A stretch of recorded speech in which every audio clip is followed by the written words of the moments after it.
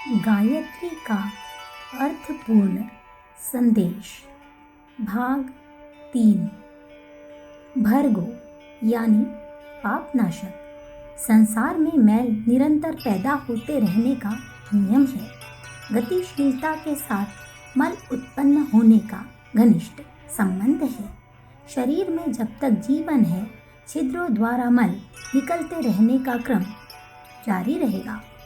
अवतार या देवदूतों के आने से संसार पवित्र हो जाता है, परंतु फिर उसमें मैलों की वृद्धि होने लगती है।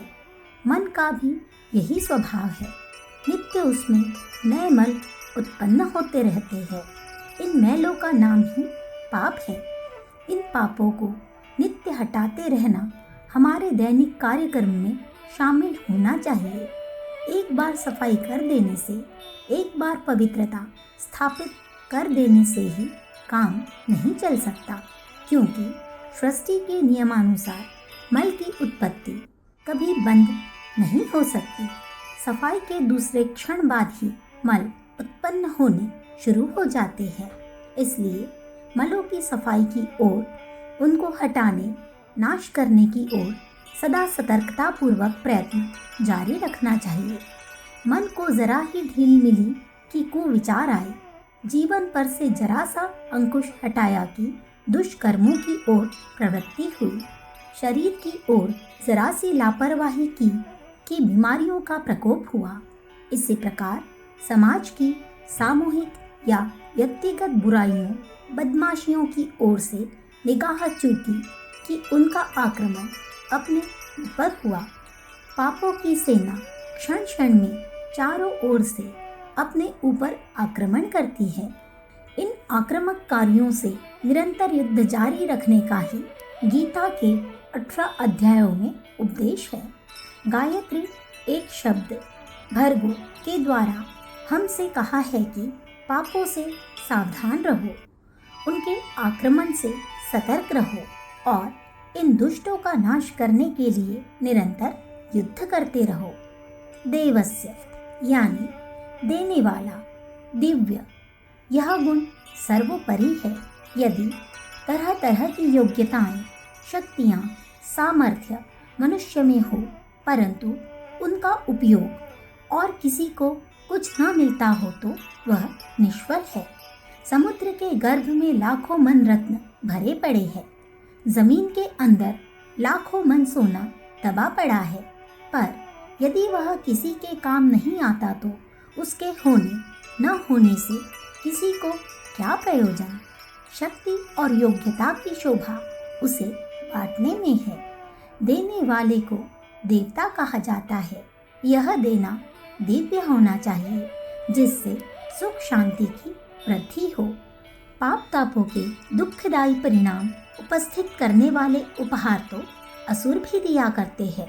देवता दिव्य वस्तु देते हैं। सत्ज्ञान सर्वश्रेष्ठ दिव्य वस्तु है। अपने विचार और कार्यों द्वारा दूसरों को ऐसे मार्ग पर चलने के लिए प्रेरणा देनी चाहिए जिससे वे सत्य की ओर कदम बढ़ावे। वह वाणी निरर्थक है जिसके पीछे आचरण का बल न हो। दूसरों को सन्मार्ग पर चलने की प्रेरणा, शिक्षा जितनी वाणी या लेखनी द्वारा दी जाती है, उससे कई गुणी अधिक आचरण द्वारा दी जा सकती है। आचरण ऊंचे बनाने चाहिए।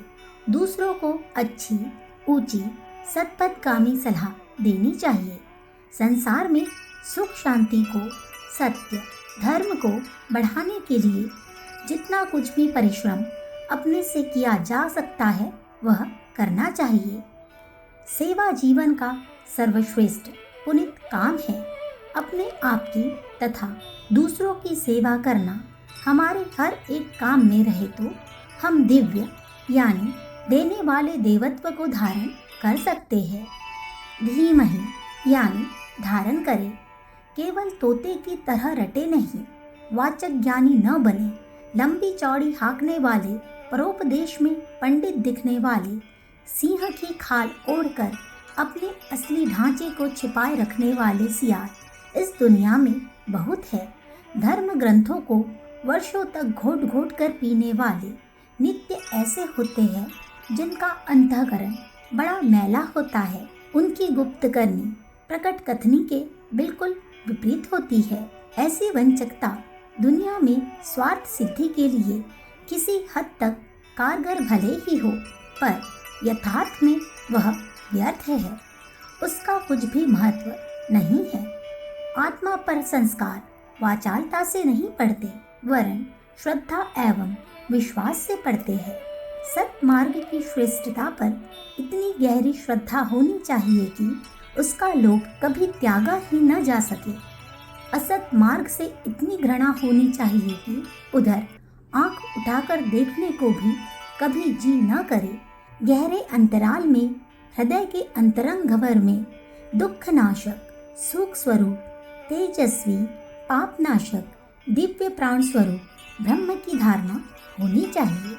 गायत्री माता हम मनुष्य को उपदेश करती है कि पुत्रों, ऐसी ही धारणा करो। आत्माओं, अपने वास्तविक रूप में आत्मभाव में अवस्थित हो जाओ, तभी तुम्हारा जीवन लक्ष्य पूरा होगा। इस उपयुक्त महान अनुष्ठान की साधना के लिए क्या कार्य करना चाहिए? किस प्रकार यह संभव है? इस प्रश्न का उत्तर गायत्री के अंतिम चरण में दिया हुआ है। धियो यो नः प्रचोदयात्। इस पद में बुद्धि को प्रेरणा देने की बात की गई है। कल्पना की तरंगों में अनेक व्यक्ति आकाश में उड़ते फिरा करते हैं। वाचालता की तरह यह काल्पनिकता भी दिल बहलाने की वस्तु है। उपरोक्त ब्राह्मी स्थिति को प्राप्त करने के लिए कल्पना मात्र करके न रह जाना चाहिए, वरन बुद्धि का उपयोग करना चाहिए। बुद्धि में प्रेरणा होती है। बुद्धि वह तत्व है जिसकी प्रगति जिस भी दिशा में हो जाती है, उधर ही मोर्चे पर मोर्चे फतेह करती है। यह तलवार जिस क्षेत्र में उतर पड़ती है, उधर ही रास्ता साफ करती चली जाती है। जीवन के जिस क्षेत्र में भी मनुष्य अपनी बुद्धि प्रवृत्त करता है, उधर ही असाधारण सफलताएं प्राप्त करता है। छोटे छोटे आदमियों ने इस संसार में बड़े बड़े काम किए हैं। इन सफलताओं का रहस्य यह है कि उन्होंने अपनी बुद्धि को एक निश्चित मार्ग में जुटा दिया था। एकाग्र होकर जिस मार्ग में भी इच्छा शक्ति को लगाया जाता है, उधर ही सफलता देने वाले अनेकों उपाय प्राप्त होने लगते हैं। ब्राह्मी स्थिति प्राप्त करने के लिए भी बुद्धि की प्रेरणा आवश्यक है। स्वामी विवेकानंद जी महाराज कहा करते थे कि जितने मनोभोग और परिश्रम में एक विद्यार्थी मैट्रिक पास करता है, उतने ही प्रयास से एक साधक परमात्मा को प्राप्त कर सकता है। बुद्धि का ऐसा चमत्कार है कि वह कठिन कार्यों को हल कर सकती है। फिर परमात्मा को प्राप्त करना तो एक सरल कार्य है, क्योंकि वह वास्तविक, स्वाभाविक, सच्चा और आवश्यक है। इस प्रकार के सच्चे कार्य सदा सरल ही होते हैं। अपनी बुद्धि को अपने अंदर प्राण शक्ति भरने के कार्य पर जुटाना चाहिए। यही सच्ची साधना है। अपने आध्यात्मिक स्थिति को ऊंचा करने, सात्विक सद्गुणों को धारण करने का प्रयास जब जब सद्बुद्धि द्वारा आरंभ होता है, तो स्वल्प काल में ही आत्मा परमात्मा के निकट पहुंच जाता है और लौकिक, सर्वपारलौकिक अनेक सिद्धियां उसके करतल हो जाती है। इस जीवन में ही वह स्वर्ग और मोक्ष के आनंद का रसास्वादन करने लगता है। गायत्री माता की उपासना के वरदान से उसके लिए कोई भी आवश्यकता अपूर्ण नहीं रह जाती। गायत्री में ईश्वर प्रार्थना भी है। परमात्मा से याचना करने योग्य केवल एक ही पदार्थ है, वह हमें सद्बुद्धि प्रदान करे।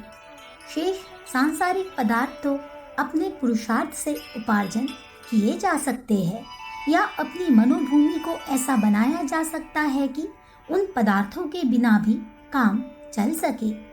परमात्मा जिस पर प्रसन्न होता है, उसे सद्बुद्धि प्रदान करता है, अथवा यूँ कहना चाहिए कि जिसकी सद्बुद्धि होती है, उस पर परमात्मा प्रसन्न रहता है।